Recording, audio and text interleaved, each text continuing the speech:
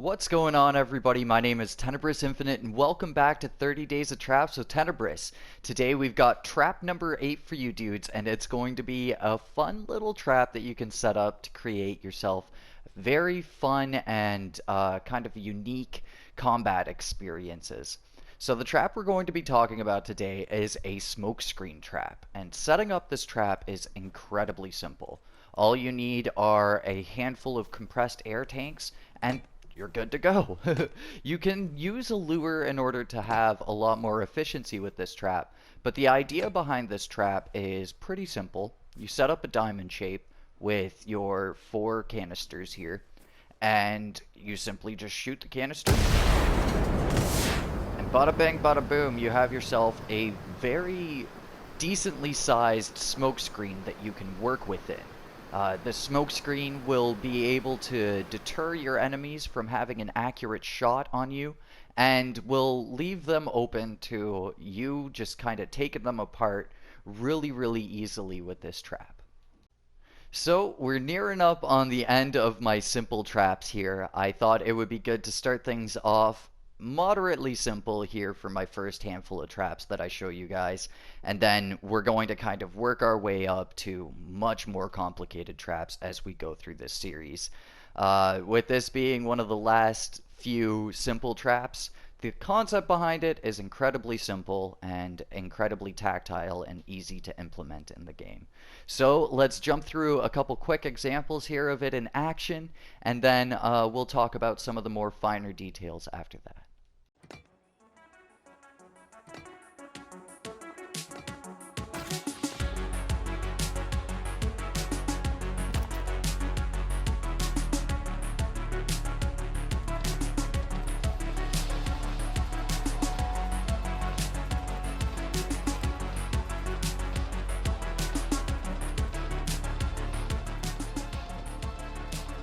So this is a great example of the firepower and the stealth capability of this trap.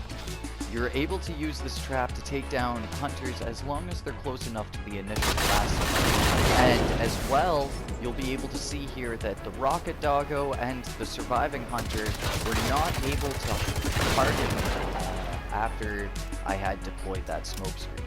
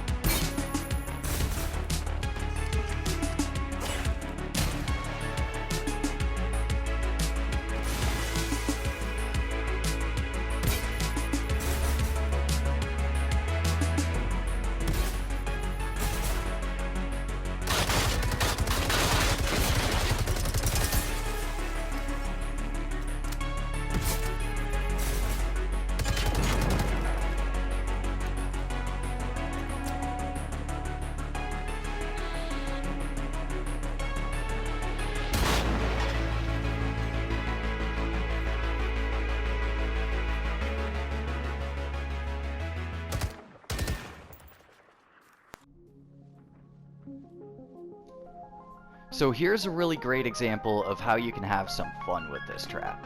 Essentially what you'll be able to do is, if you can get a scope with some IR vision on it, you'll be able to see through the smoke and attack the enemies very efficiently without them being able to see you. Now this trap did go a little bit wrong for me, but I like including examples where the trap doesn't go entirely to plan, just to show that that's how it works with traps here in Generation Zero. Sometimes, you know, things get out of hand pretty quickly, but yeah, definitely I would advise using an IR scope when you set up the smoke screen, just so that you can effectively target the enemies inside that smoke screen.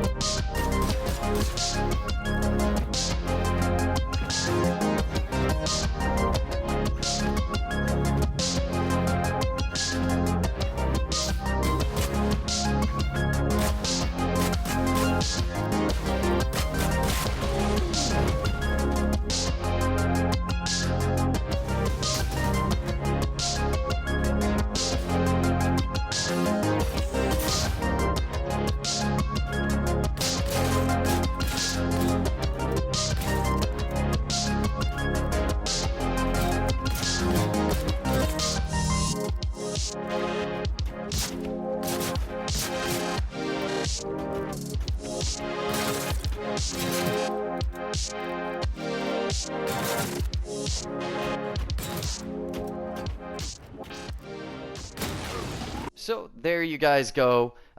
Just a couple quick examples there, but to talk about it real quick, this trap does have a decent amount of firepower to it, so you can take down the Phoenix Hunters with it pretty easily. I wouldn't use this trap against harvesters or tanks, but as you saw in that second clip there, sometimes a tank can get roped into the situation if you have a seeker come through and beep boop your location out of you. But really, in the end, this trap is most effective against runners and hunters, as most of my kind of early game traps have been so far.